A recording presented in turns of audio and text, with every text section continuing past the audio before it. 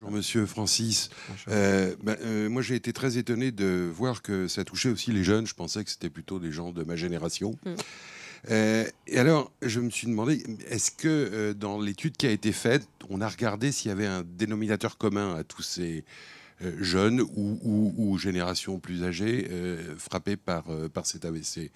Et la deuxième question que je voulais vous poser, j'en profite, c'est est-ce qu'on peut quels sont les symptômes précis pour un AVC? Il y a AVC, il y a d'autres trucs dans la tête. Moi, j'ai eu un hématome sous-dural, par exemple. C'est pas tout à fait la même chose. Donc, est-ce que vous Tout pouvez à fait. en dire plus, s'il vous plaît? Bien sûr. Alors, pour la première partie de votre question, je reviendrai un peu sur le dénominateur commun qui est changement d'hygiène de vie dans nos populations. On le voit bien à partir des populations de pays en cours de développement, comme l'Asie. Eh bien, on voit qu'à partir du moment où les habitudes en termes alimentaires, en termes de mode de vie, rejoignent celles des pays Quand on est plus industrialisés. sédentaire, par exemple. Par exemple, un point important, la sédentarité, Mm. effectivement, eh bien, le risque d'AVC monte. Donc il y a un facteur commun qui est le changement des habitudes de vie. Point important, vous me posez la question des symptômes, signes, des des symptômes. signes. Alors le maître mot dans tous les symptômes, c'est le caractère brutal.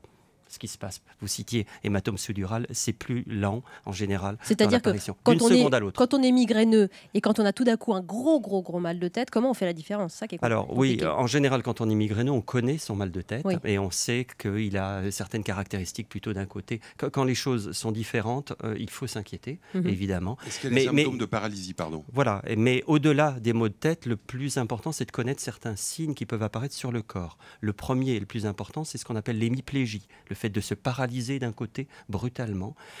Autre possibilité, le fait de ne plus sentir son côté, c'est-à-dire un trouble de la sensibilité.